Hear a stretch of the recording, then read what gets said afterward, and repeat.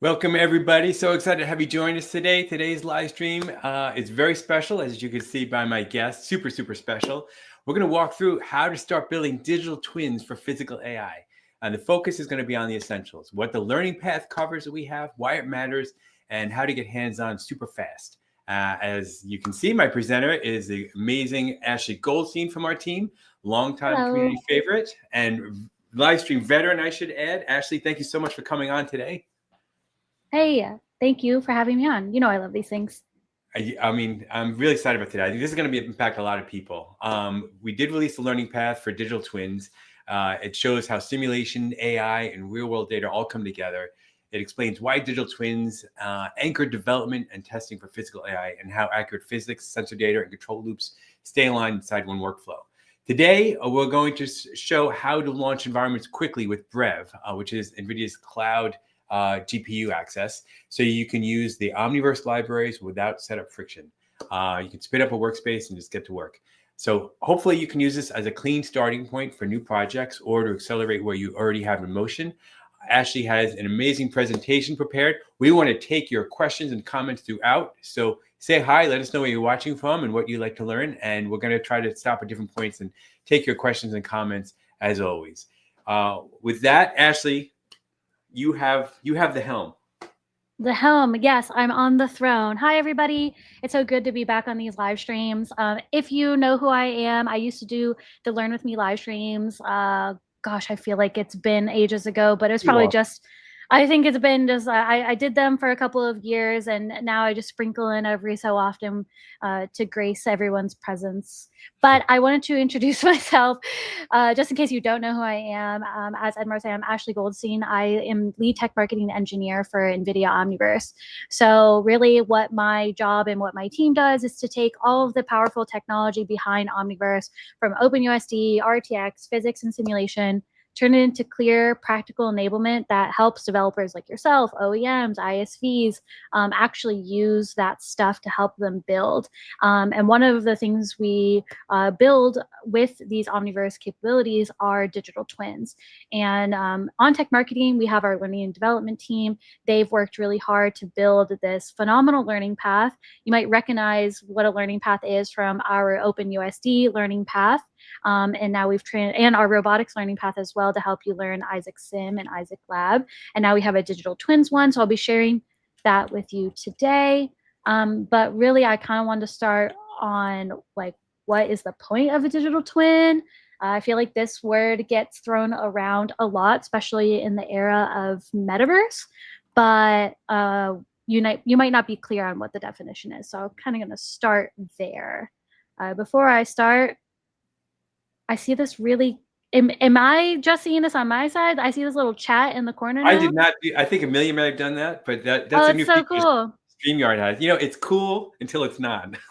We can keep it on and we'll see how it goes. You want to turn it on? We could. I don't want to, you know what? I don't want to mess with the view of some of the slides you have, which I think it might interfere. True, my slides are icing on the cake. You definitely don't want to interrupt those. It just made me feel like an actual streamer. You know how like you watch like a Twitch stream or something and they'll have like the chat going in real time? I'll show you what it looks like. So there's two options. We can regular, they have a tall, they have super wide. We could do this font's a little bigger, or this is too big. How fun. It's up to you. We can turn them on later, or you can turn them on right now. Yeah, let's turn them on. Let's put them away for now, just so everyone can see my amazing presentation that I promise I am not boring everybody with. It's quick, and I will get to the actual. Nobody's gonna be bored by this. Fun stuff. Okay, all right, let's get going. So, first thing that we want to address is the problem that we have. Just like in Zoolander, real-world systems are difficult to understand. They're difficult to predict and optimize when we're just using physical prototypes. Physical prototypes, they're expensive, they're slow. Building and iterating them using the physical models for like factory layouts, for robotics, for machines, it really can take weeks or months. And if you discover a mistake really late in the process, it can be very costly. Not to mention the risk in the real world testing, if it's even possible. You can't test every scenario. You can't break your warehouse to see what it fails. And you definitely can't wait for a disaster or a system overload or a unique edge case to see if you've dotted every I and crossed every T beforehand. And then another part is there's also the issue with real-time visibility and deploying AI-driven robots and automation and optimization.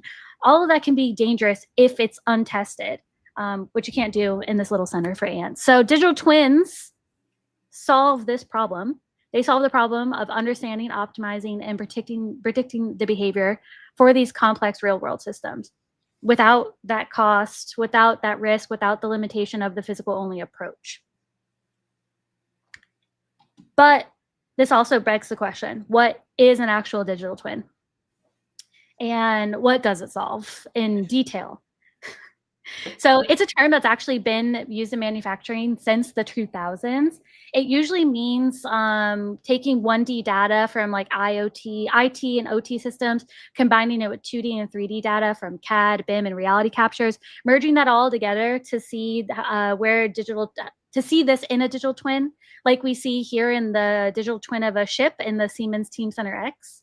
And when we create a digital twin this way, we're actually creating a virtual environment where teams can visualize operations, they can test changes, they can catch issues early.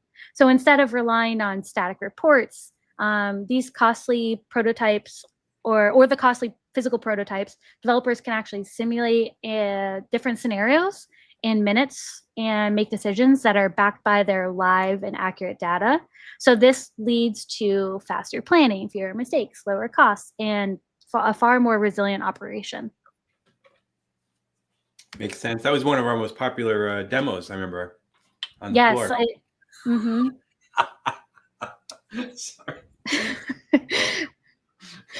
See, I told you my presentation is really fun. If anyone has no idea what these are and why this is so funny, your homework after doing the digital twin learning path is to go watch Zoolander. And in all honesty, the reason that I want to talk about this is because digital twins are very demanding. They need lots of data, they need high quality assets, and they need lots of compute to feel real and stay accurate. So in order to do what you need to do and handle that kind of load, you need a platform that enables that. And that's where Omniverse comes into that conversation. It's going to make a difference for building your digital twin. It brings all of your data into one place using OpenUSD. So CAD, BIM, sensor data, simulation data. You're not juggling all of the disconnected files. Omniverse core capability of RTX rendering. It gives you that photoreal, physically accurate view for your factory. And it helps you make decisions more quickly when you can actually see what the factory, the warehouse, your digital twin of your product, whatever it is, see it as it would in real life. And with physics and animation and the sensor simulation, you can actually test your layouts, your robot behavior, your AI model safely, your airflow, all in a virtual environment before changing anything in the real one. So all in all, because it runs in real time, Omniverse also lets teams stream updates, monitor operations, and keep that digital and physical world in sync as things change.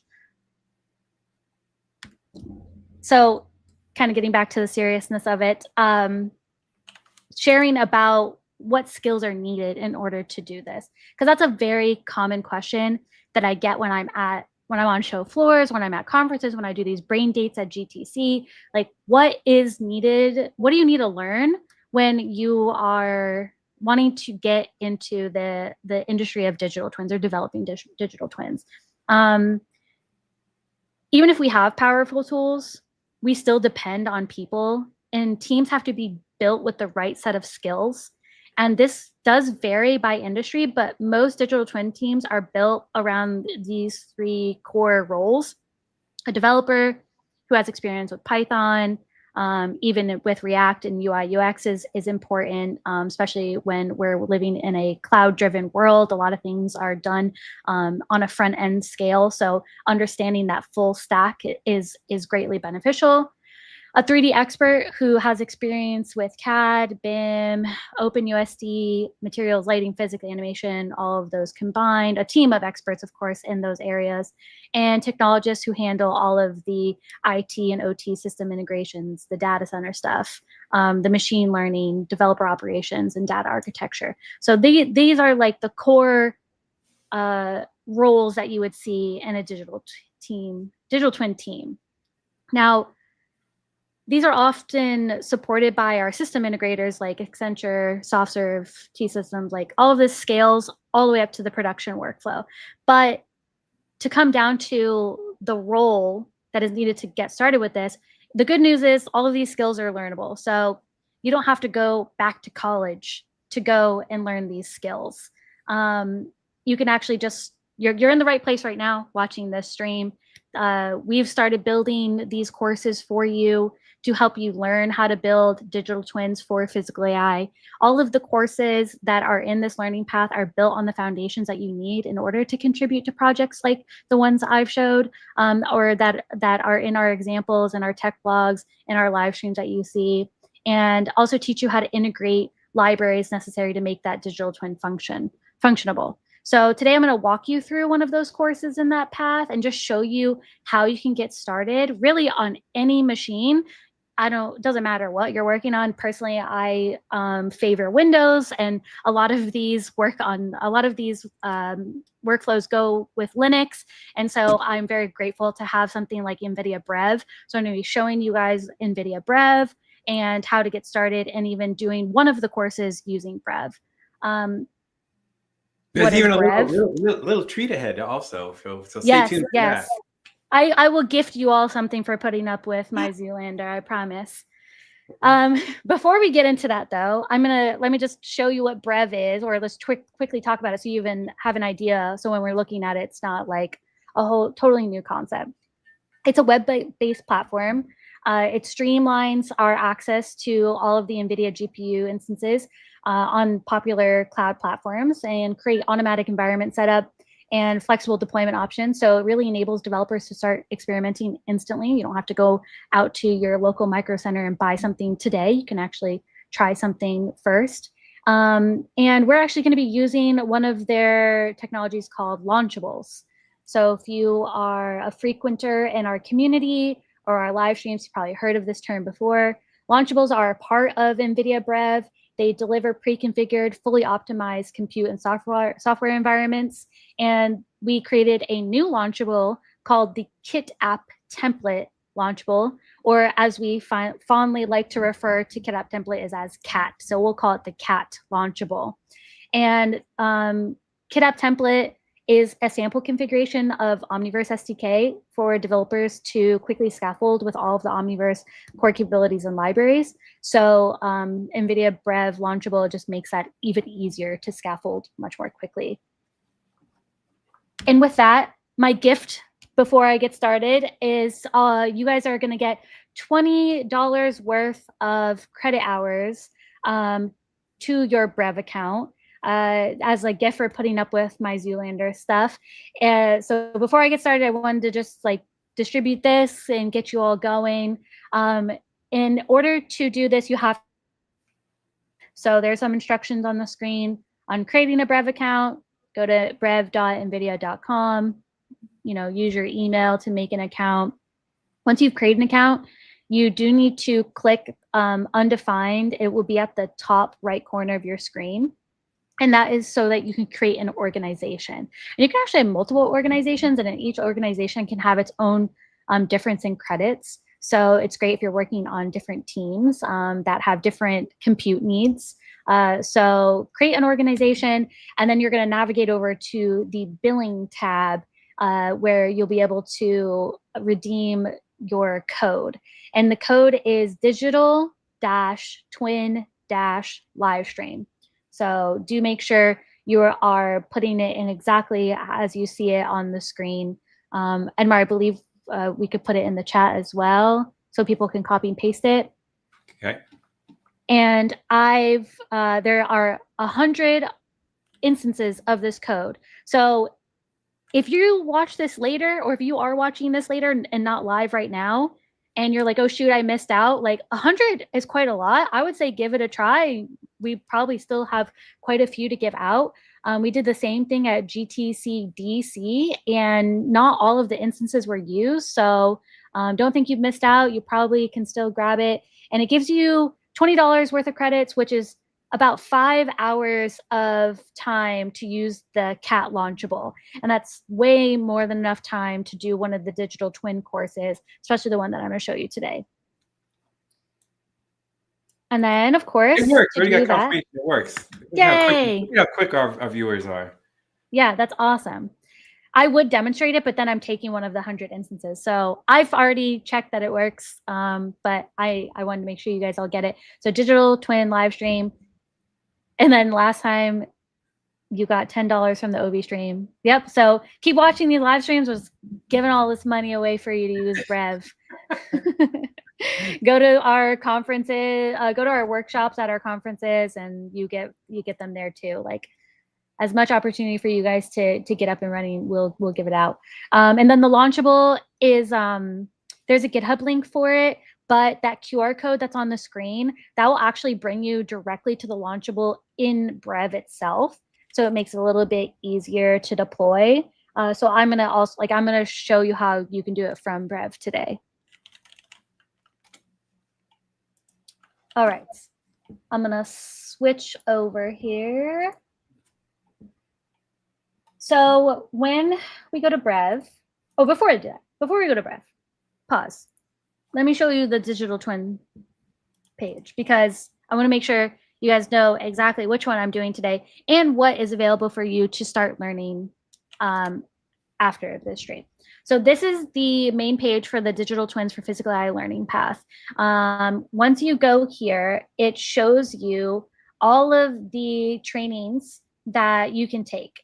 We have our foundations. We have the digital twin glossary page, which is like a nice long page here to answer all of your questions about digital twins and developing digital twins. A lot of the information that I showed just a few minutes ago comes from this glossary page, so you can go back and read up on it some more. You can take some fundamentals in OpenUSD, because that is our foundation for developing with the Omniverse SDK. And then getting started, assembling OpenUSD data, digital twins for simulation.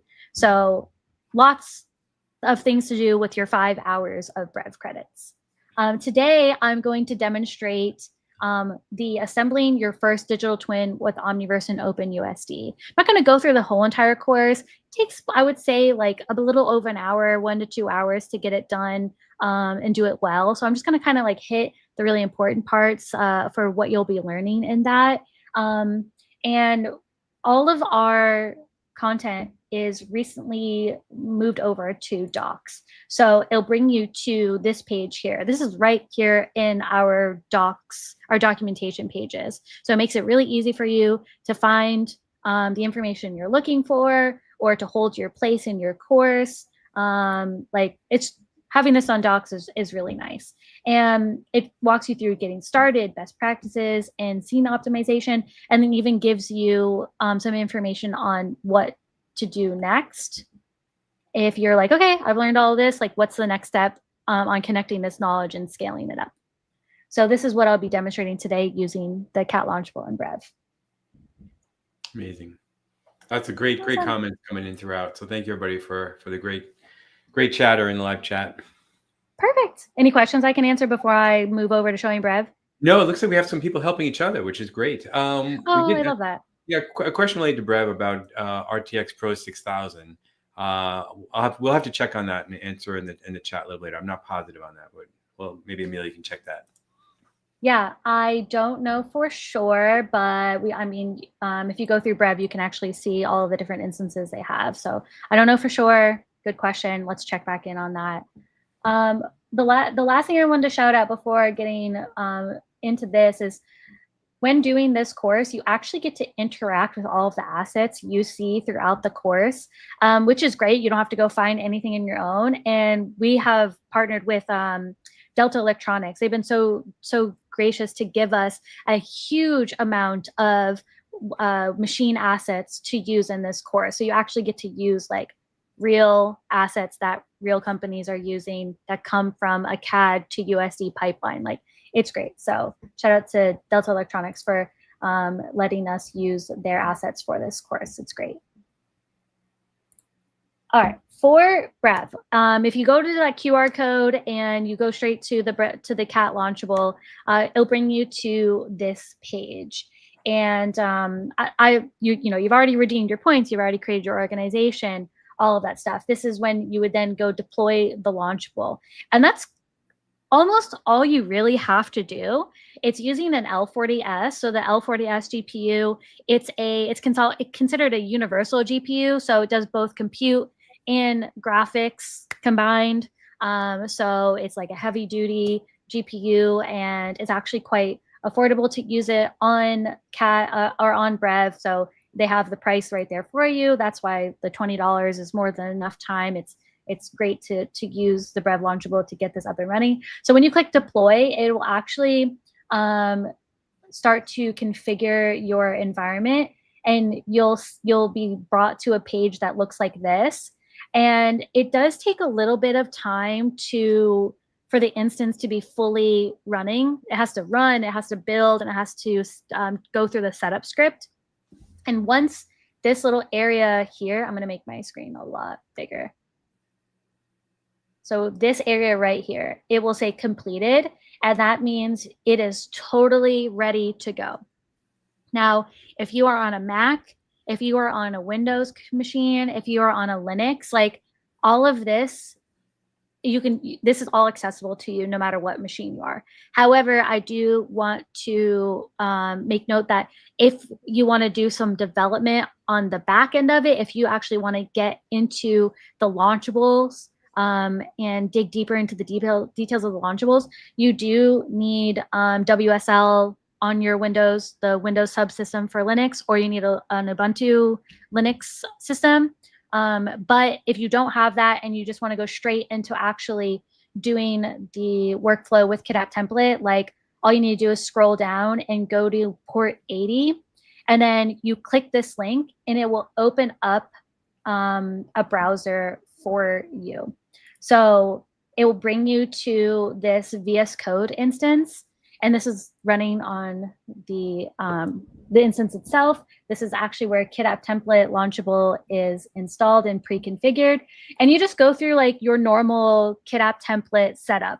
I don't want to go too heavy into the details on how to do that. I mostly want to get into the meat and potatoes of the course itself. So just like to quickly review, to do a KitApp template setup, you do like, the KitApp template launchable actually has like the guide. So you're gonna move into your KitApp template directory, you're going to start a new template, and it tells you what to pick when you do this template, because you do have to make sure you configure it properly.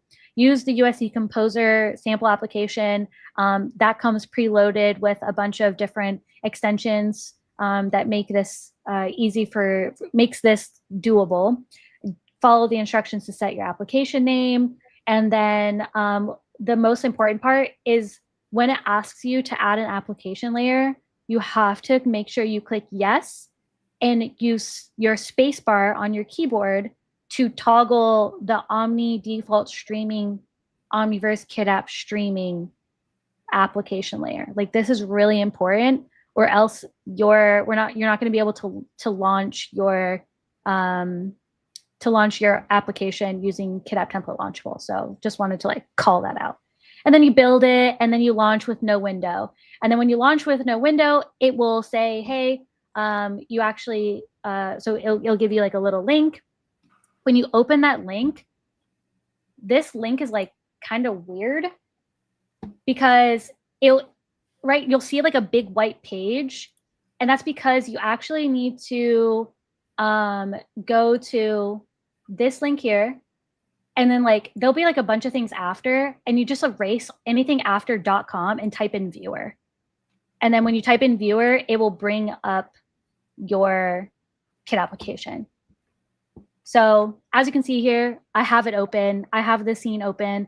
These are the Delta Electronic assets that we're going to be using in this course. So go into my content browser here.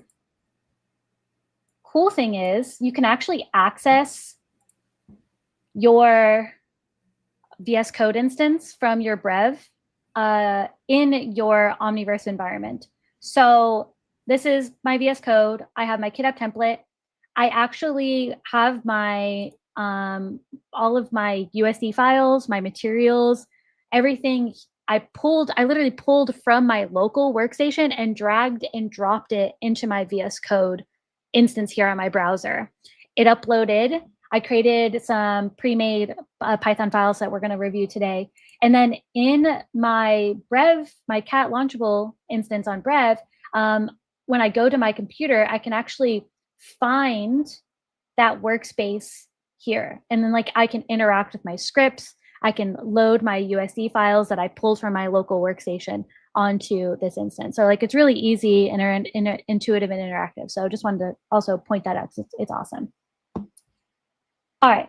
So one of the first things that I want to go over when we are doing these when we're learning about digital twins and how to develop in digital twins, one of the most important things is actually getting all of your assets in a usable state. So that's where this course in asset assembly is so important. So we'll start with like the getting started portion of it, and I'll kind of just like walk everyone step by step through the major like key parts of this course. And the learning objectives of this is to like set up and configure the sample application that we're using in kit app template to be able to understand like the actual digital twin workflows. We want to be able to go through the file structures and learn the composition concepts, including hierarchies and metadata. And we're also going to be working to navigate and evaluate these USD assets, then validate and troubleshoot any common issues in the long run.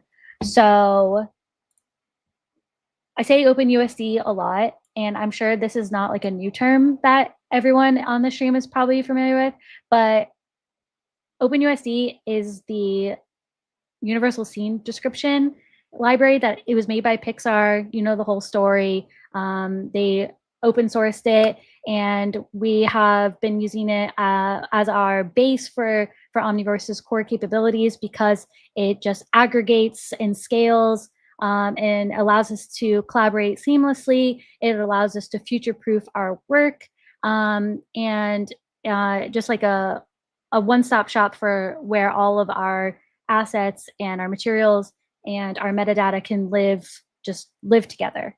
So you'll learn also a lot about that in this course. And then we'll learn about structuring our folders. And like, there's not really a one way to do it. There are just best practices to keep in mind. And so if you are a developer or you are a part of the 3D assets portion of creating a digital twin, it's really important to be specific with names. So you can see here in my scene, I have some names. Also, totally let me know if this is not super viewable, like if you cannot see this text. I think it's okay. Okay, I don't know if I can make it. Yeah, unfortunately, I can't make it any bigger. Let me see. I could make it a little bigger if I take away our webcams, but who wants to not see us? Me staring, getting closer and closer to my screen because I'm getting older and more blind. So in my scene, I have this stage. I have my world, which is my default prim. I have my factory, and then I have the assembly lineup of the assets. So with these names, we want to be very specific with them. And that means like your best practice isn't to just call this machine like machine 1. You want to be descriptive in its name. So let me actually change this so I can select the entire assembly when I'm clicking something. So this one here is called laser cutting machine. It's not just machine 1. So that is important when you're working, especially when you're collaborating with a very large team and you have lots of different files. And you also want to separate your working files from your original files. And that is done in the folder structure portion. So in our, say we have like an assets folder and we have our machines. We have all of our machines, all of their original assets here so that we don't accidentally like change the original asset, and we'll pull them in as an instance later on. And I'll get to why instances and payloads are so important, but not actually touching the original asset. And then another thing to keep in mind is keeping references relative. I'm actually gonna shout out Richard. If you're in the community, Richard 3D, I asked him, I was like, hey, do you have like a finished scene just so I can get up and running much more quickly? And he had all of this already packaged. And because he kept all of the file names relative and not hard coded to his machine, when I put this on my machine and then I put it on Brev, none of this broke.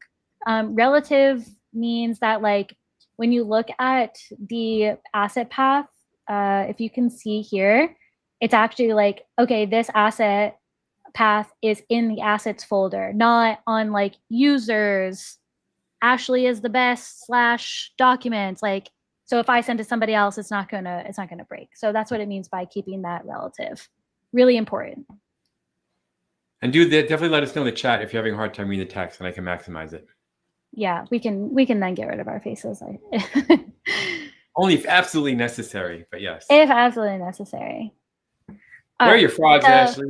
It's a very technical question for you. My frogs. Oh yeah, I know, right? Where's my frog manager? See, that's what. Unfortunately, Richard doesn't have my frog manager. My frog manager is only my manager. So when I asked for these assets from Richard, he didn't have my frog manager included. You know, shame on me. I will make sure next time frog manager is included. Shout out, that's a throwback. That is a throwback. Everyone's from Papa Chuck, of course it's a throwback. Yeah, I did a Learn With Me where I was showing how to set up variants, and frog manager was one of my variants. I don't remember what the other variants were, but it doesn't matter because frog manager is king. All right, so that's in that assembling your first digital twin course, you're going to learn about like all of that and those best practices. So that's setting the foundation for moving forward in a scene. And this is not even like that big of a scene. Like there's just a few machines, but as you can see, these machines have lots of different components within the assembly. So that's why it's important to start those best practices early, because your scene is just going to get bigger and bigger and bigger. All right, so one of the next things that's really important for developers to learn when they are building out their digital twin is for the asset metadata. Now, let's like go to actually one of these. Let's go to one of these original assets. So this is like my factory, and I have pulled these in as instances, but the instances are actually from all of these individual assets. So this is like the ground truth. We don't want to mess with this really in any way. And if we did, we would just want to create like a new version of it and call this one like version 1, version 2, and so on and so forth. But within the ground truth, the original asset, we can actually add metadata to the properties of our assets. And the important thing for that is because it's going to help us like customize with adding custom attributes later on. So we can add things like a unique ID that make it easier to find the property later using a script, linking digital twins to real world inventories, automated tracking for searching when the scene gets really large, and just like make referencing and scripting a lot more robust. So you can do this like completely through the kit app template if you wanted to. Like you can go to this add button in property, and you can go to attribute, and then like you can set the name and the type and all of that. But I know my developers love to write code, so I also have a script for it too.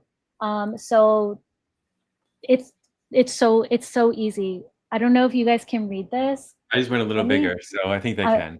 Oh, there you go. Yeah, That's even better. I hid my tab. So, all right, just 1, 2, 3, 4 lines of code. Like you're grabbing the stage. With the stage that's open, the OpenUSD stage, you are defining your prim, and that is the prim path. This is the prim path, so that's the name of the prim. And we are defining the unique ID attribute, which is just create attribute, set the name of the attribute, and then set the type. It's going to be an integer. It's a custom attribute, and then we'll set it to a certain value. Okay, so let's go down here. As you can see, it doesn't exist right now. So let me run this script. Let me clear my terminal. And now I have my custom unique ID. So this is, again, great for as your scene gets larger. And we do this at the source of truth level, the original asset level, so that when we pull it in as an instance, it maintains that unique ID. All right. So that is another great part of this learning course. Let's go back to our content browser. Let's go back to our scene. I'm not going to save it. Ideally, I would save it. Like if that was an ID that I wanted to save, then I would save it, of course. Okay, so another part of learning about digital twins is managing all of the assets that you're given. Oftentimes, like these are not assets that you have probably built yourself. You're given these when you're on a team, and it's your job to build the digital twin with these actual assets themselves. So we want to make sure that, again, we're using that naming convention, those specific names, not just like machine 1, but like what is the actual machine? It's a laser cutting machine. We want to include version numbers. So if laser cutting machine if this was version 2, then we would make sure that we actually have that version. We want to resolve broken file paths. So if Richard was to accidentally hard code one of the file paths and my material wasn't showing up, or I had something going on in my console, like I could see in an error that it would tell me if a file path was broken, then I could go back and fix that before I pass it off to the next team. And then like the biggest part is references and payloads. Also, how many times have I said biggest at this point? I honestly don't know. If you're drinking some water, every time I say biggest or most important, take a sip of your water and you'll be super hydrated by the end of the stream. Starting now too. Very healthy. Yeah, it's very healthy. It's a working day. It's still it's not 5 p.m. yet. Or it is, I don't know. Maybe you can make it that way if you want. Well, but so speaking of 5 p.m., I want to welcome Michael Wagner's here from Germany. It's past 5 p.m. there. Congratulations on getting certified OpenUSD. He did it at GTC DC. Amazing. I also see Scott Dempsey, another ambassador in the chat. Welcome to you, Scott. Let me see who else is here. Tom Bombard. I don't know how to pronounce his. This is not his real name. It's Dylan Tobin. It's Dylan Tobin. Dylan. I don't know why you have his pseudonym, but it's so hard to pronounce. Anyway, got some great Omniverse ambassadors. Oh, great people in the community. Actually, also watching Jan. Amazing. I could also always pull in my frog as a reference. Sure. Anyway, I think for Scott, if you're underwater, like it's 5 o'clock no matter what. There's not sunlight coming through. So Scott, so everyone doesn't know Scott Dempsey is an ambassador. He lays with a team of people on very large ship. He lays the underwater cable that connects big areas together with electrical and internet and stuff. So those huge subsea cables you see, they use robotics. It's very awesome. We'll have to do a stream with him and he can show off his stuff because that's it's wild to see. But yeah, welcome. It's 8 o'clock where he is. He's saying. So if you're watching the stream, like thanks to Scott because he's the reason we have internet. That's true. Yes. Thank you, Scott. All right. Yes, he makes the internet. He's the only reason we have internet. Okay, what was I talking about? Best something biggest, good, biggest, most important is your best practices. Okay, again, like I said all that I said about your machine naming conventions, like versioning, blah, blah, blah. But like the one thing, if you take from the stream is references and payloads. So you see on my screen, I have orange arrows and I have blue arrows. So references are bringing in like the asset hierarchy, the material definitions, all of the scene organization elements that you want to be available immediately. But you're not actually messing with the original asset. And then you can reuse this over and over again. So if I needed this line like multiple times throughout my scene, I'm going to make the viewport a little bigger. Say I needed this like multiple times, I could just use this instance over and over again. So it makes the scene composition lightweight. So you don't have to like have all of your heavy geometry like in different locations over and over again. Your metadata, your transforms, all that organization structure is maintained within your instance. And you also want to use, I'm calling them instances, but the proper name is references. So all of your references will be loaded and visible in your scene like as soon as you open it up. So this blue arrow or this orange arrow, references, orange references. Now the blue are your payloads. Payloads, you use those when you have your heavy geometry, all of your animation, and your simulation data, when you want to be able to selectively load and unload content for performance. So say I had, again, like a bunch of these lines all over, these like reference lines all over the place, but I only wanted to load in when the scene started, the laser cutter or the like the feeder, whatever, I could just selectively turn off that payload and it doesn't remove it from the scene, but just doesn't load it until I need it. And you also can use payloads when like you have assets that just have renderable geometry or other complex data. So it's really about the performance level of a complex scene so that you can load them on demand, unload them when you need, and just it makes it perfect for heavy geometry that you might not want to eat up your memory in the moment that you're using it. So again, references, orange, those are great for lightweight scene composition, creating multiple instances throughout your scene. And then payloads are the blue, they're great for working with heavy geometry and being able to load and unload for your performance needs. Okay. I got a question from Papa Chuck here that's probably worth noting. Yeah, for sure. You never know with Papa Chuck. So Ashley, tell me if this is appropriate or not. But he's asking basically, when you start adding stuff in the scene, it gets bigger and bigger. How can you use references to turn things off so it renders but doesn't crash the computer if you're running out of resources? You could do it like through a script. I don't have a script readily available for you right now. So that would probably be your like when you have a runtime script or an extension loaded, it actively selects which prims you want to turn off and on. And then you have that down here. And you can see in this payload, I have this little check mark. So I could also just like do it in the GUI of this kit app template application.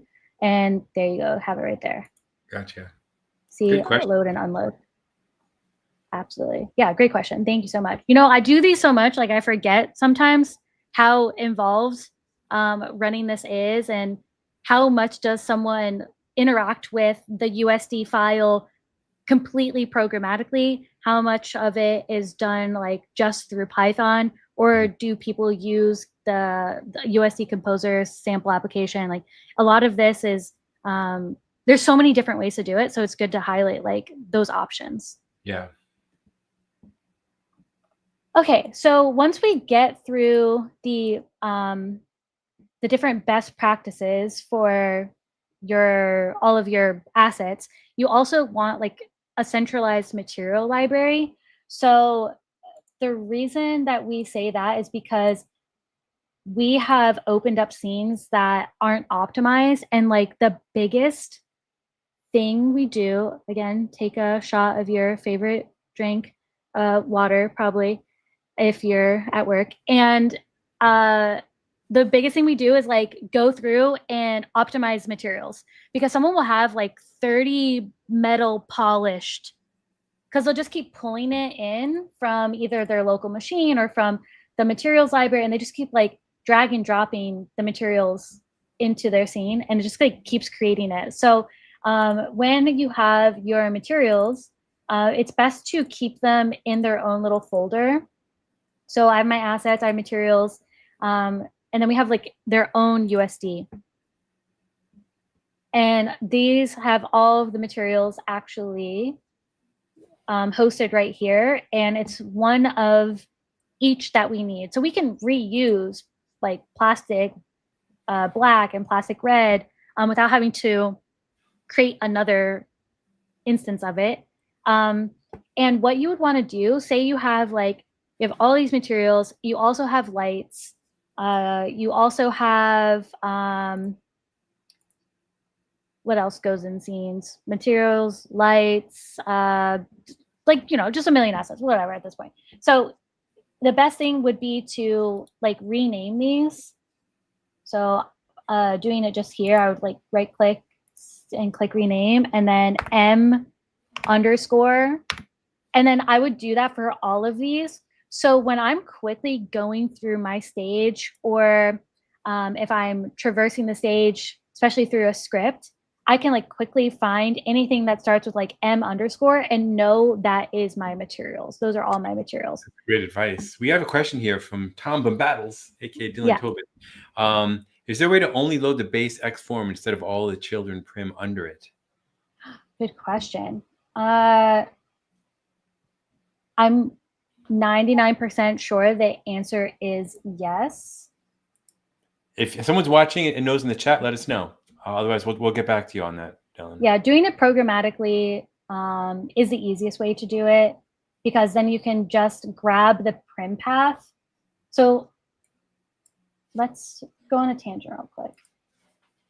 Okay, let's go back to my scene.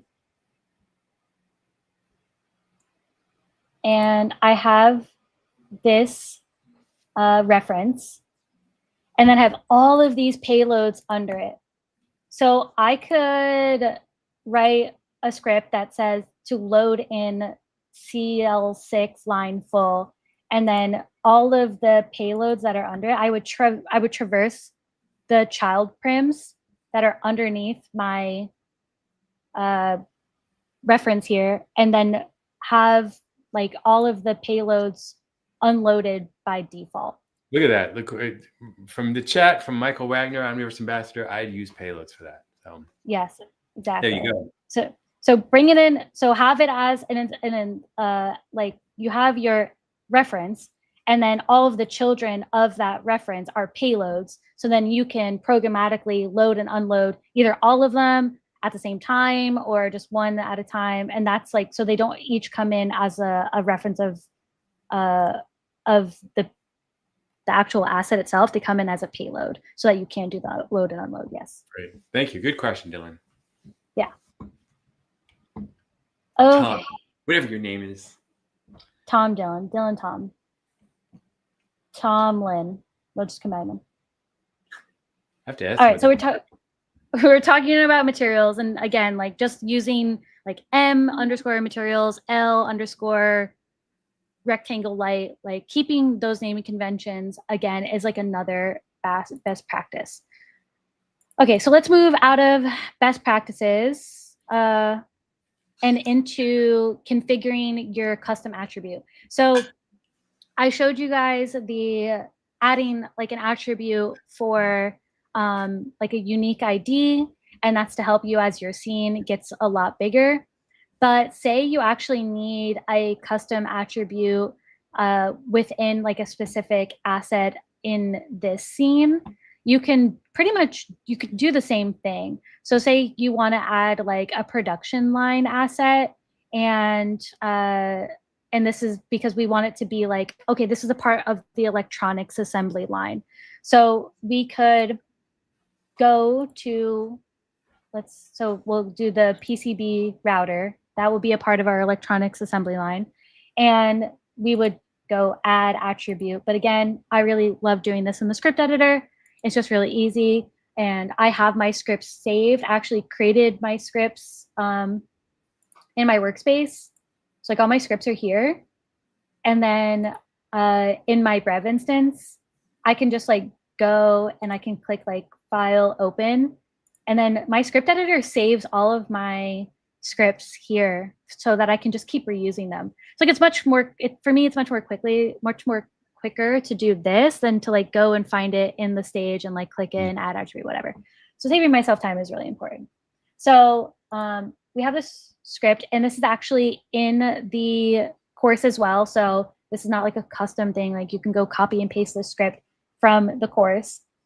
Just a few lines. It's going to actually find any of the assets that have a kind of assembly. So there's different kinds in OpenUSD. Two examples of that would be component or assembly and component. So if you look at our, let's go to like the router machine. So this is in my PCB router, and then like this is deeper inside as a child of the PCB router. And the type is an assembly. So within the assembly, it has all of these different geometries. And then the geometry is a kind of group and whatever. So we can actually like quickly assign this production line custom attribute to everything that has the kind model of assembly. So everything that's assembly is going to get this. So we can write a script, we're getting the stage, we're running a loop, and it's going to traverse the stage. If the prim has a metadata that has the assembly kind, it will create the attribute, just like we saw with the unique ID, and the name is going to be production line ID, and it's going to be a string. So that's its value type will be a string. And we can actually set the name of the string to the prim's name. Then we can create another attribute, which is capacity units per hour. So that's like another thing you can, just like different examples of what you could do and what we commonly see in the digital twin, especially a smart factory digital twin. And then we'll set it to 300 as an example of how many units per hour it can handle. Okay, and so let's go ahead and clear, and then let's use, so this has an assembly kind. Let's look at its raw USD properties to see right now that it does not have any, like it just has like your basic properties and not the production line, the custom one. So when we run this, it'll add that. So let's click run, and now it has a production line and a capacity units per hour. So it did that to every single kind that is an assembly. So here's another assembly, and it also has a production line. It shares the prim name, and it has, again, that capacity units per hour. So just like a really quick way to you have a huge scene, add those custom attributes throughout the scene. Okay. So how am I doing on time? I'm doing okay. I'm doing pretty good. I just have a couple more things to show. And like, again, this is not even all of the course. Like, I'm barely touching the amount of information in the course. I just wanted to be like, hey, these are the things that are the like super, super important. And if you dig deeper into this course, you'll get a lot more details. You'll get these scripts. There's a lot of knowledge that comes out of it. And I wish I could spend the rest of the day talking about like going through the course step by step, but best I can do is just give you these key highlights. I think this is great. Super helpful. Yeah. And it's all free. Did we mention these courses are free? Oh, right. I know. Free. It's literally in our docs. Like, just all you have to do is docs.nvidia.com, and they're located there, or just go through the learning path. So there is also a section on instancing and performance. So it's like a deeper dive on like creating an instance and what instances are useful for. So I'll just kind of like show that really quickly because it's a lot more, there's a lot of screenshots in that are useful for understanding instances and like what instances can do. So let's see, where is that at? That's in scene optimization. I love how sectioned off this is. It's so nice. Getting started, best practices, and then moving into like some more details of scene optimization. So it has a whole section on instancing, on instance best practices. So it goes into a deeper dive of like what an instance is in OpenUSD, what it visually looks like in Omniverse. So again, those orange reference arrows, why they're critical to help you build scalable and performative digital twins. Even gives you these beautiful tables for when to use instancing, when not to use instancing. Like, I would probably screenshot this and like print it out and paste, like staple it to my computer. I guess not staple it, but like tape it to my computer. I can't really staple it to Classic as much as I would try. And then some deeper dives on like doing this using KitApp templates. So like, I didn't want to brush past this because it really is super important. But the last things I wanted to show are also, there's scripts included for traversing your stage, identifying specific attributes in your stage, and then exporting a CSV file of what you've traversed. So again, like all done through the script editor.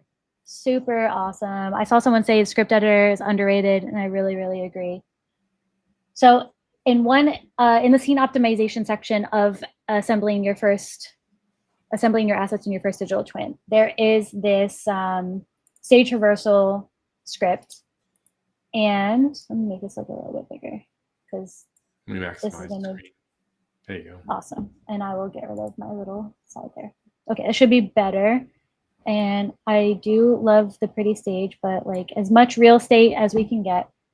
So in this stage traversal script you're gonna get, it's basically just like a copy and paste.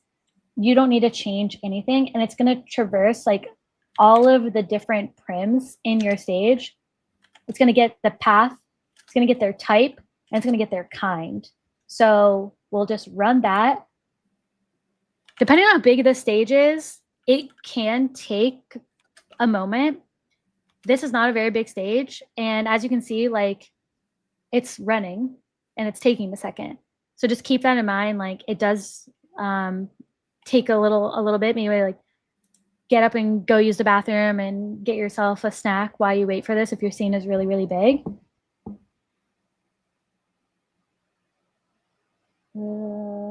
Which I won't do because I'm on a live stream, but I'll stare at the screen. What's your snack of choice these days?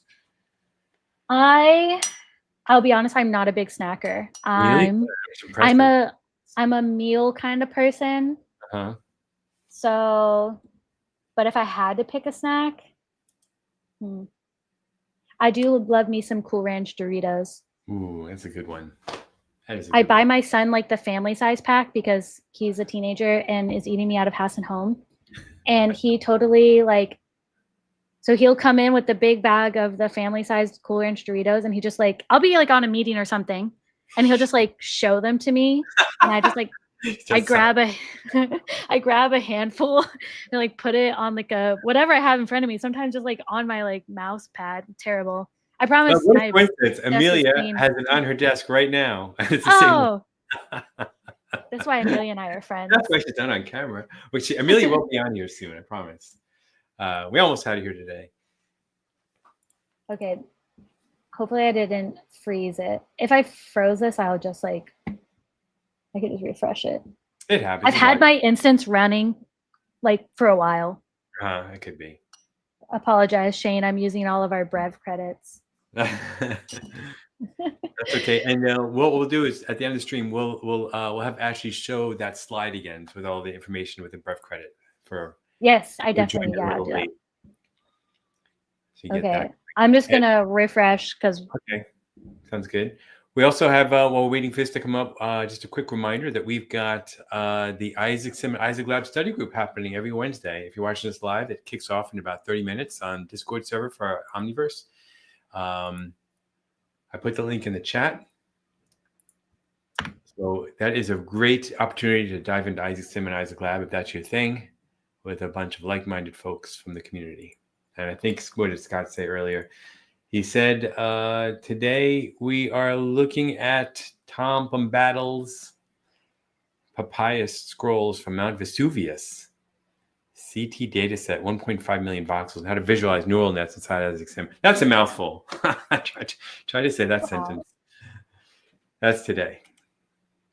That's crazy. Those study groups have evolved. Okay, look at this. Oh my god! I went to my workspace because this script is running like in the command line. I don't know if you can see it. It says total prims traverse 30,900 prims. That's why it was taking so long. And that's not even that big of a scene. It's not even that big. Blame Richard. Blame Richard. That's his scene, right? He put that together?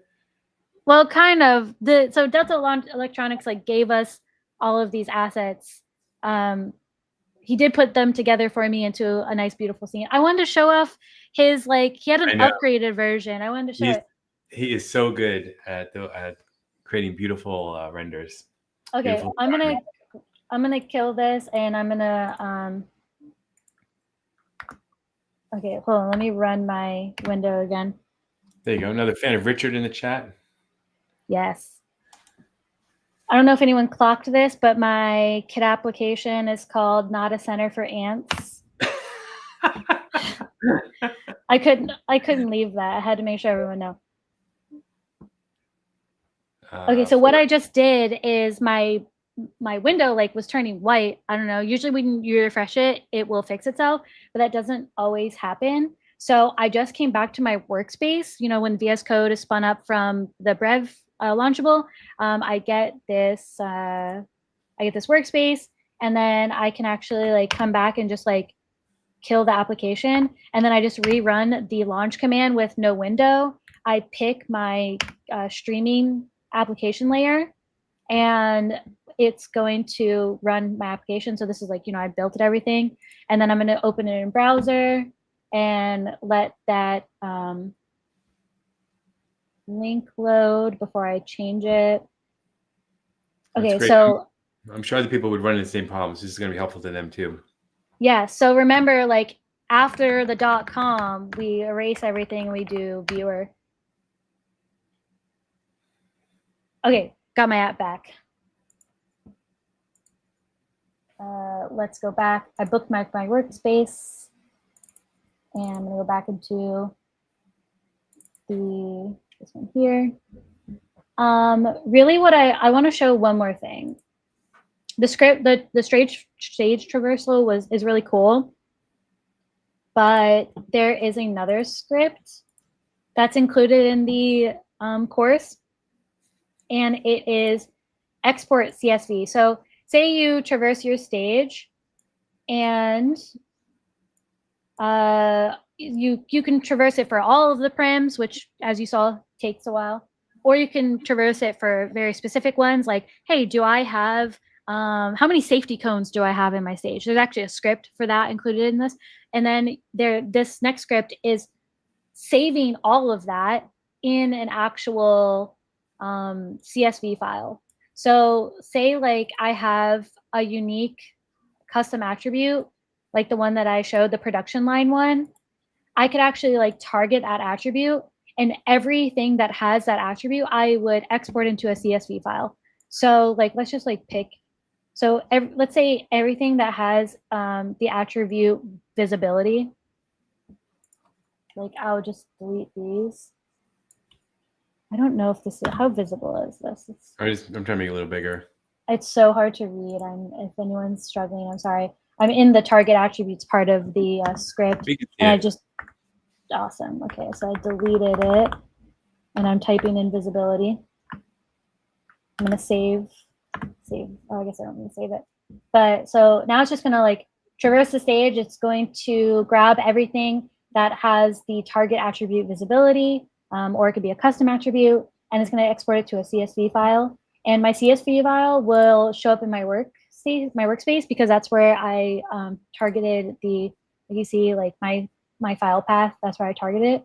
So I'm going to run that, and it exported 22,979 assets. So then I can go here, and I can find my factory inventory CSV file, and then here are all of this is the exported file. So then you can share that with the appropriate team. Nice. So this is a lot of stuff, but hopefully you would have a more like concise custom attribute that would be able to just like grab those certain things. That's awesome.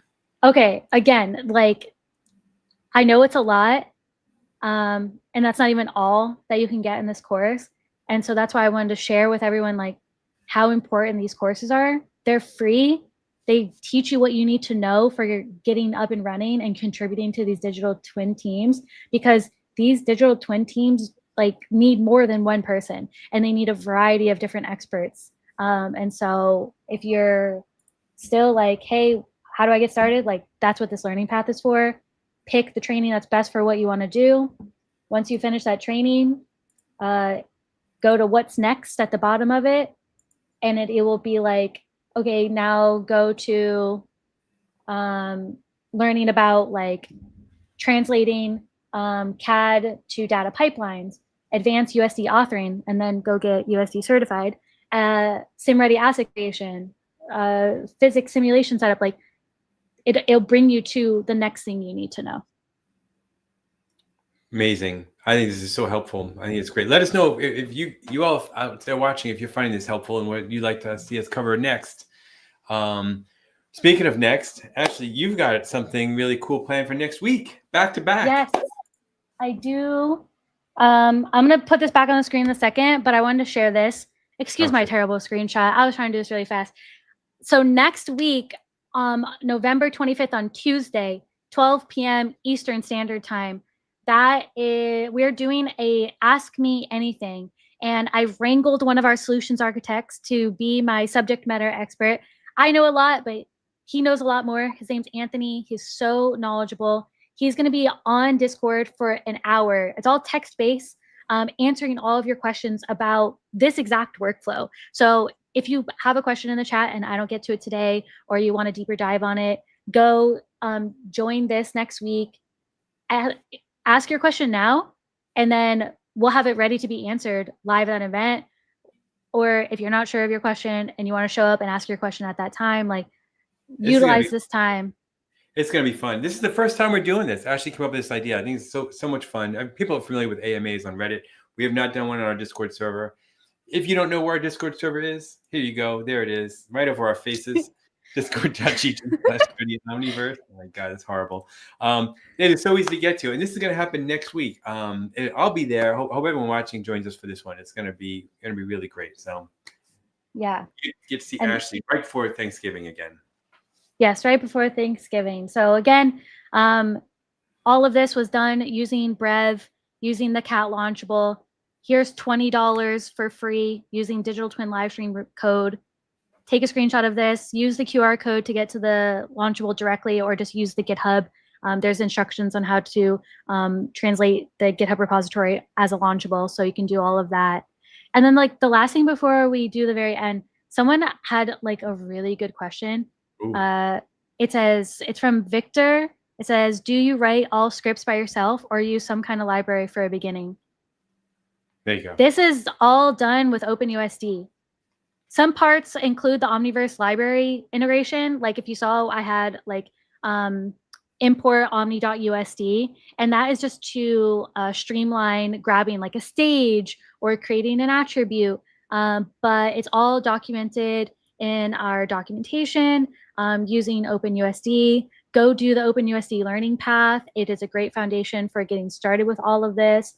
And as these Omniverse libraries get disaggregated more and more, and you can start implementing it in your own work, and not just having to do, not just doing it with KitApp template, you'll be grateful that you know OpenUSD in the long term. So I just want to make sure I answered that question, because I'm not writing any of these scripts. I don't need to. These are just done using OpenUSD and Omniverse SDK. Very cool. That's awesome. Ashley, thank you so much for putting this together today. I don't know if you want to hang out for a couple minutes. We're going to go, really, actually, we just have a few slides. So do you have a hard stop? I can hang out for like a minute to go over the news. Okay, let's do the news. It's the first time I'm doing the news with a partner in crime here. So it's usually just my big head. So this is going to be a nice improvement for all the audience watching. All right, we have something pretty exciting happening. And that is, well, we just talked about it 1 second ago. Hopefully you forget, we just talked about this. Ask Me Anything. That's a QR code to help get there really quickly also next Tuesday. I think it's going to be a really amazing time, fun time in our Discord server. So grab some popcorn, hang out with us in the chat. There's a QR code. We also have now released all of the physical AI and robotics day sessions. For people like Ashley, you couldn't make it to GTC DC. Guess what? You don't miss any content. You're going to be, Ashley will be at San Jose, I'm sure, right? Oh, absolutely. Yeah, I'll definitely be there. So definitely, we want everyone. So GTC DC was great, but listen, if you couldn't go for any reason, the sessions are here. Go ahead and check out that QR code. Those are physical AI and robotics day sessions. We also have the physical AI demos from GTC DC. Use that QR code to get there. It was just a fantastic time. I have a quick 45-second video I'll play at the end showing a little bit of my time there. But I can't encourage people enough to come to GTC San Jose coming up in March. If you go to nvidia.com/GTC, you can click the notify me button, and then you'll be notified as soon as we open up registration. I would suggest get your hotel soon, so you don't have to be at a faraway hotel. We also have, as Ashley mentioned a minute ago, how valuable these trainings are. We have trainings for OpenUSD. Michael Wagner took the test at GTC. That's another advantage of going to GTC. We have free exams there. Otherwise, other parts of the year, you have to pay for them virtually. But at GTC, they're free. But actually, these OpenUSD classes, I would say you probably shouldn't take the test. Well, you can take the test. You'll probably fail. But you probably should take this Learning OpenUSD course, right? Yes, the test is comprehensive. Like it goes through a lot to make sure that you understand all of the avenues that OpenUSD touches. It's not just like, okay, I took one training and I'm good to go. It's like, it is to make sure that the training is valuable, and then the test just demonstrates like all of the time and effort putting into learning it, working with it. So if you've been working with OpenUSD for a while, take the trainings as well just to extend it. Do some study guides. Like it's no joke. I took it myself, and do I say this on the stream? I didn't pass. Listen, I didn't pass. It's a hard time. We have other people on the team. Actually, not alone. Other people on the team also. Same boat. It's when you get that badge, the certification, you can display that with honor on your LinkedIn. Michael Wagner, he passed it. He's actually teaching an OpenUSD study group, which is a good thing to mention. Also, we have, in addition to these learning paths, we also have groups of developers that are meeting weekly on our Omniverse Discord server or elsewhere. Nandu Valal is doing one. Michael Wagner is doing one. These are community-run kind of discussions about OpenUSD, but it's the real deal, and I think that the certification will give you that one extra leg up over other people who don't have that certification in terms of all the opportunities that are coming out now due to OpenUSD and physical AI. So we highly recommend it, and this trainings are free. These are our resources we've got. We've got our Ed event calendar, our official forums. We're most important. We talked about Richard before. Richard he's in beast mode on the forums. He handles a lot of the support topics there. So you're probably engaging with him if you're posting an issue there. Our Discord server, Richard is also very popular at helping people on lots of different channels. That is the QR code for there. And then we have our community page, which you can check out our ambassadors, including the several that are here in this live stream right now as we're doing this. Those are the resources we've got. I think there's this. It could be overwhelming for people if you're just jumping into digital twins. That's what these resources are for, but also don't hesitate to reach out to us if you need any help. You can reach me at edmar@nvidia.com. You can reach Ashley easily through me or otherwise on LinkedIn. I'm also on Discord. She's definitely. I didn't want to give you away, but yeah. I'm not as active on Discord these days, but you can tag usually her. If you tag me in something, yeah, I'll see it eventually. This was great, but we talked a little bit about how great these events are that we host. Like GTC is our main one that we're now doing several parts of the world and coming up in March. I have a quick video from GTC DC. I'll play this right now, and then we'll say goodbyes after this. But this is really just to inspire people. If you're on the edge, or on the fence, I should say, if you're on the fence about coming to GTC in San Jose, maybe this will help you. Convince you, because it is a great time, and it's a great place to not only learn from the sessions, the labs, the panels, all the discussions, but also the networking that happens, not only with NVIDIA folks, but lots of developers in the world and other companies and partners that are all kind of working on kind of similar stuff. So it's really a great opportunity to really further yourself. So here we go. Here's a little quick video. Buckle up and grab some popcorn. It's going to be a great show. Here with our first Omniverse. Hold on a second. I got to figure out. That's the wrong. I got to get weird. her off the I was screen. gonna hide. Hold on. I was gonna hide my face. I know. Let me see. I think I got to go like this. Let me try this. This work? All right. Let me try that. Here we go. This should work. Buckle up and grab some popcorn. It's going to be a great show. Here with our first Omniverse ambassador, Michael Wagner. And tomorrow I'm going to try to get certified as a USD developer. This is me after getting the USD certificate. The gear store is your favorite place? Get down. Oh my God. Thank you so much, everybody, for coming tonight. We're going to hit the floor and see if we can talk to you really quick. That's very cool. Look at the supercomputers. I'm able to look at the servers. That's amazing. Okay, here we go. Here's the giveaway. I'm so happy for you. Congratulations. And to meet with all the experts in Omniverse and USD. Our automated system here that we use for life science discovery. It's been a fantastic show. Truly, I've enjoyed it. Thanks for joining. All right, so that is a few moments from GTC and DC a few weeks ago. Expect much more of that in March. Please hit the notify me button. Make sure we don't have any. Okay, getting some good notes from the crowd. Thank you so much, everybody, for watching. Ashley, any final words? When I go to San Jose, I will be certified. I'm saying that now. Oh wow! Okay, good. All right, you said I'm it working live. really hard. I'm recorded. working really hard. I'm doing the learning path. That's the key. Oh, that's awesome. Okay, cool. Look at that. Look at it. From Electron Robotics. So awesome to see you here. I just visited these guys last week in New York City. Amazing team. Check out their website. All right, cool. And nice note from Michael Wagner. That was awesome. It's such a great time at GTC DC. All right, everybody. Thank you so much. Have a great rest of the day. Ashley, amazing job as always. Thank you for coming on.